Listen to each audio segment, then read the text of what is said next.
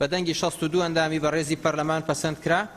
کۆبوونەوەی ژمارە 3 یاسایی خولی پاییزەی پەرلەمانی کوردستان بەسترا. بڕگەی یەکەمی بەرنامەکاری کۆبوونەوەکە دەست لە کارکێشانەوەی چەند پەرلەمانتارێک بوو لە لیژنەیەک بۆ لیژنەیەکی تر و بڕگەی دووەمی دەنگدان بوو لەسەر چەند پێشنیازە یاسایەک لە نمونەی یاسای یەکێتی ژووری بازرگانی و پرۆژە یاسای نیشان و مەدالیا و یاسای هەمواری یەکەمی یاسای وەزارەتی بازرگانی بوو. بە بڕوای بەشێک لە ئەندامانی پەرلەمانی کوردستان بڕگەکانی بەرنامەکاری دانیشتنەکە خزمەت بە کێشەکانی هاوڵاتیان ناکات و دەڵێن ئەو بڕگانە دەکرا چەند مانگ یاخود چەند ساڵێکی تر بخرانە بەرنامەکاری دانیشتنەکان و ڕاشی دەگەێنن. ئەوەی ئێستا بۆ هاوڵاتیانی هەرێمی کوردستان گرینگە ئاوردانەوەیە لە خراپی دۆخی ژیان و گرانی و بەرزبوونەوەی نرخ و قەیرانە جۆربەجۆرەکانی خزمەتگوزاری. بەداخەوە ئەو یاداشتانی کە لەلایەن فراکسیۆنە جیاوازەکانەوە دەخرێتە ڕوو کە گرفتی هاوڵاتیانە بۆ نمونە بەڕاستی گرانبوونی شمەکی بازاڕە، گرانبوونی سوتەمەنیە، دامەزراندنی گەنجانە، کۆچی بەلێشاوی گەنجانە، دەرچوانی زانکۆ پەیمانگاکانە و دەرچوانی سەیەکەمەکانە هەموو بە یاداشدراوە سەرۆکاتی پەرلەمان و لەم کاتەدا ئەم لێشاوی کۆچی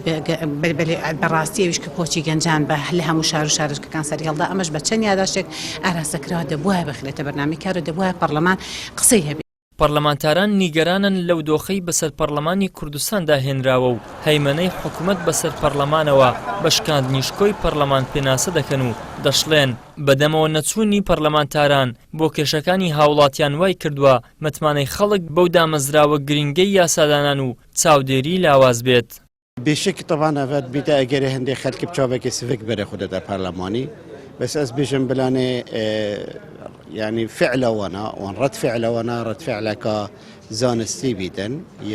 يا ساي بيتن هندي او نونرت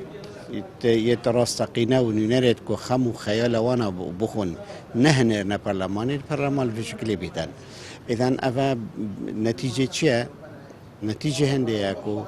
هل بجارتن که درست نبیدش برای دی پی تی وی هر هل بجارتن که بیت کنه چه بو بره بی چه بو بغدا بیتن دنگدر و حوالاتی 2 جار که 10 جار که هزار خوب کرد کابزان دنگ خودت که داوی وقتی او کسی چنویر نونرات یا درست بو خلکی و بو جاده و بو حوالات یا بکرد.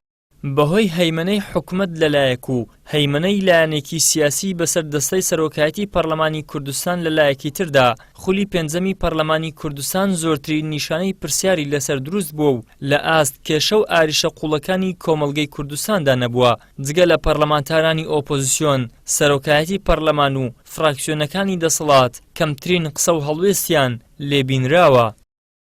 ئیدریس محەممەد، کەناڵی ئاسمانی پەیام، هەولێر.